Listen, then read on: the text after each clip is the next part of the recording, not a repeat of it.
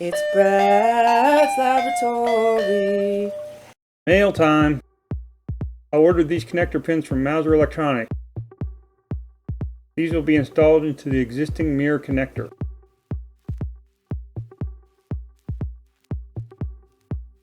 Next is the new mirrors. These are replacement glass mirrors that have the heater built in.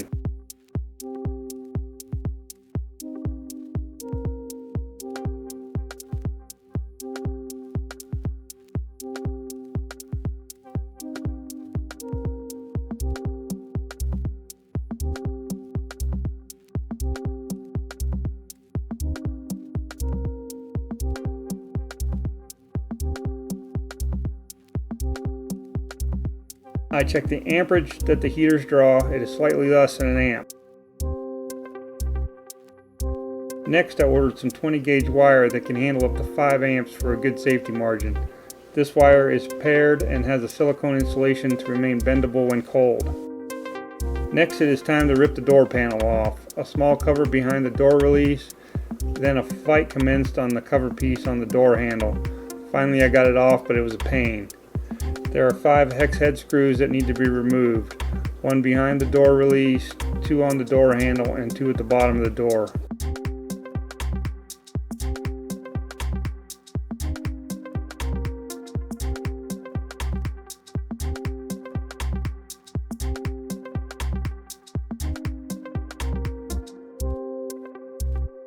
Once these are out, the door cover can be unsnapped, working from the bottom up each side, and then popping the top loose.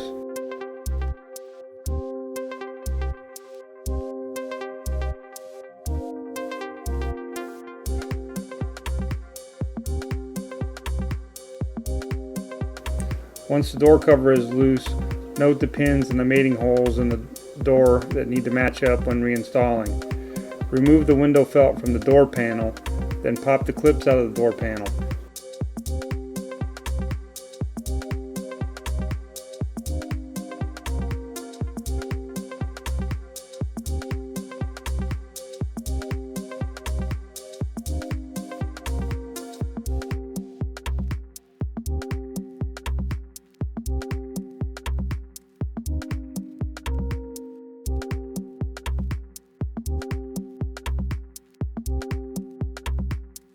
Install the clips onto the door in the notches that are built into the door for them.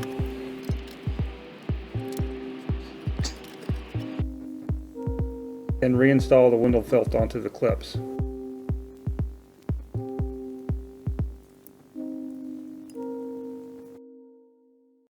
Remove the plastic pin that holds the plastic trim on around the window.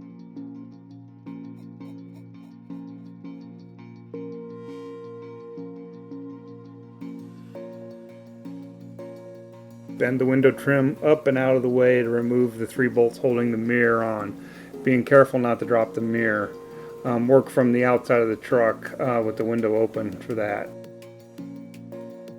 Now back inside my house where it's warm, I had to fix the clip that hold the door handle trim on. Some of them stayed with the trim and others stayed with the door. The ones that remained with the door had their teeth bent way out and they needed to be bent back and reinstalled on the trim piece. So I went ahead and did that. Next, I worked to remove the mirror cover. This piece is usually painted the color of the truck, but can sometimes be black or chrome based on the truck trim package. This is a total pain in the butt, and I was unable to get the cover off either mirror without breaking the tabs that hold it on. And I was super careful on the second one after I broke the first one. You know, way to build something that can't be easily serviced.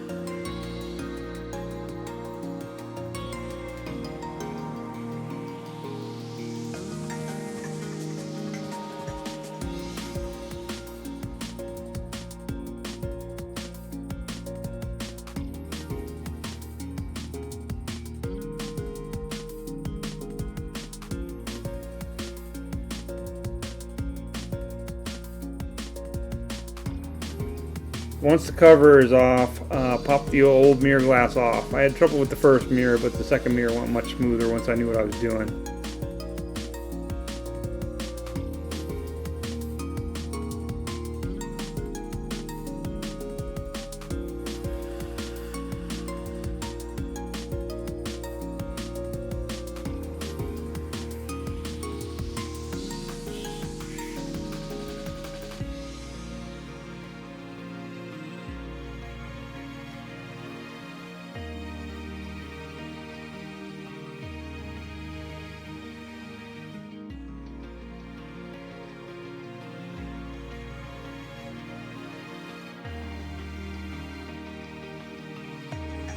Notice the connector has 3 wires in it for the motor. We will be adding 2 new wires to it for the heater. The polarity on the heater doesn't matter because it's basically a big resistor. Also notice that the connector that the mirror plugs into on the door has all 5 wires pinned out on it. Now we can figure out how long of wires we need and cut them to size.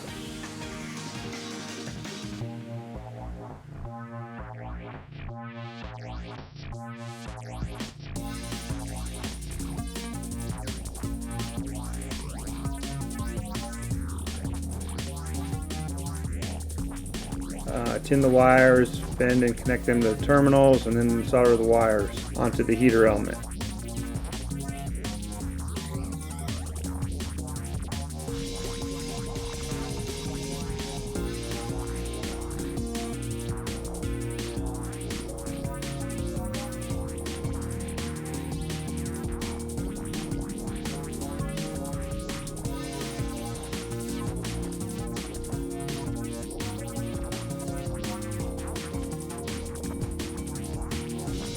Use the heat shrink to insulate the connections, and away you go.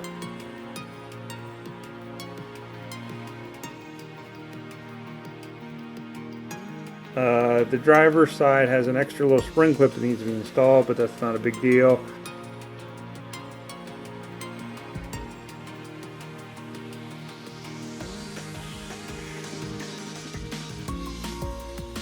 Then the mirror goes back together. We route the wires through the mirror.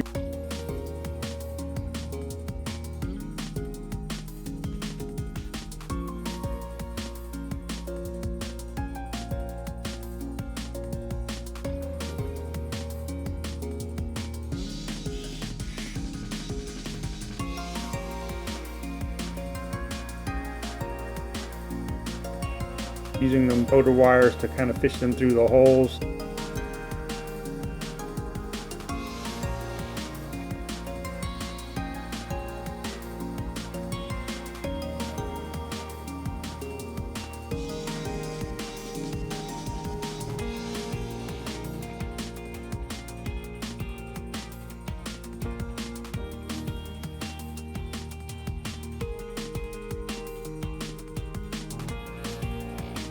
Then we drill a new hole in the rubber seal and push the new wires through. We keep this hole kind of small so that there's a nice tight fit to keep moisture out.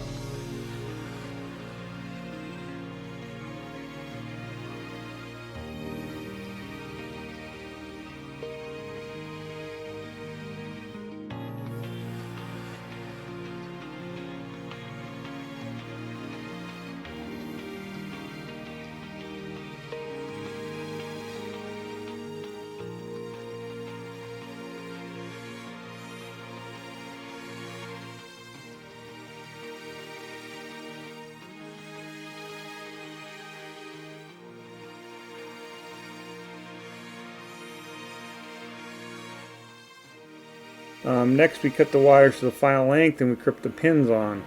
I had a crimper, so you might need to either find a crimper or use a pair of pliers and maybe solder it. I don't know. I had the right crimper, so that's what I used.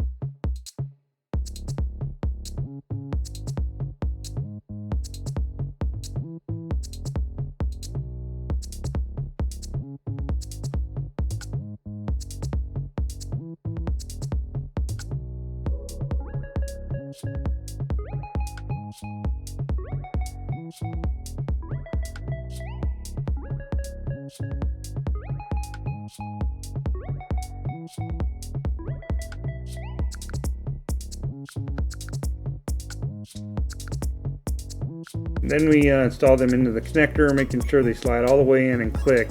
This was difficult with the 20 gauge wire.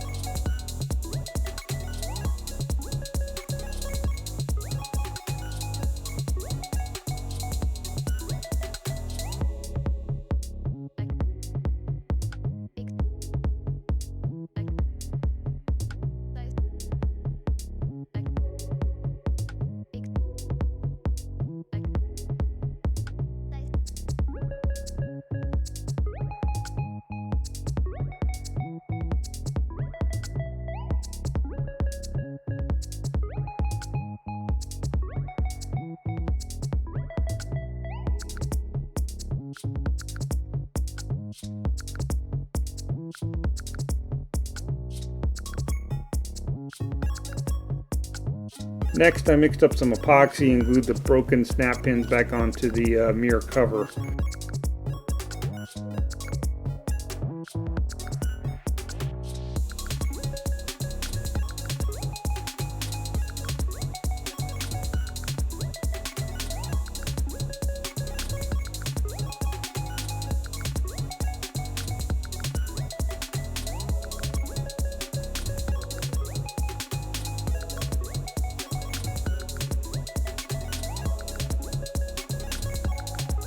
Then I reinstalled the mirror.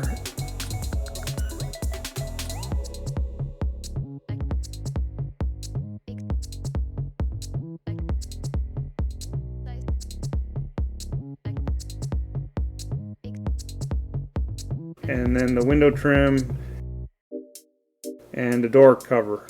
About partway through the door cover, I realized I was having a problem getting the bolts back in to where the door handle is.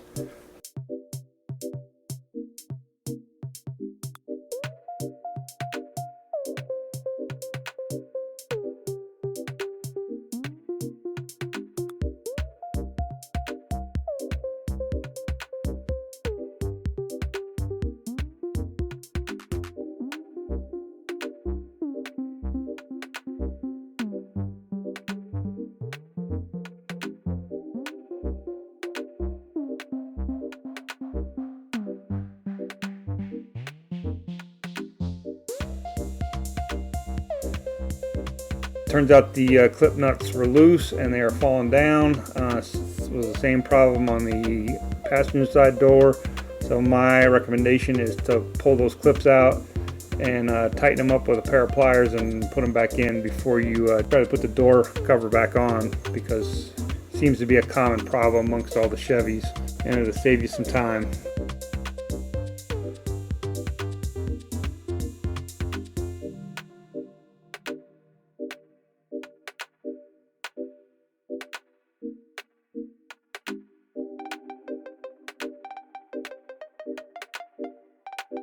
Next, we pop the remaining trim pieces back on, including the glued mirror cover.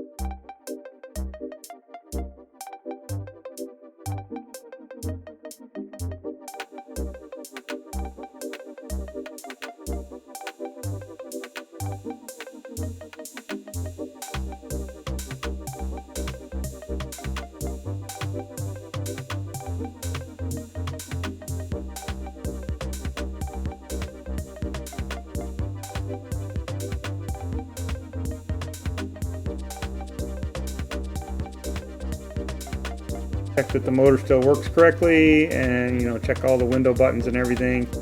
Then we click the rear window defroster button on the instrument panel, and this should cause the heater to activate, and you can touch them and make sure they're getting warm.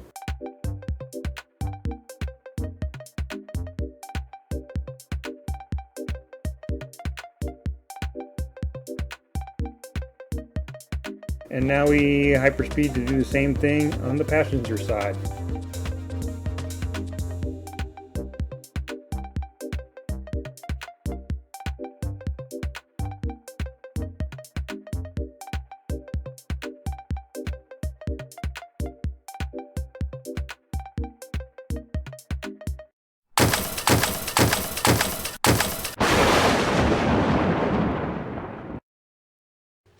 Hi, Brad here. Thanks for stopping by my channel and watching this video. If you don't mind clicking the subscribe button down here, I'd really appreciate it. It helps me out with YouTube, and it's free for you. Also, be sure to leave comments and questions in the comment area. I'm always happy to answer those questions. Thanks a lot. I'll see you in the next video.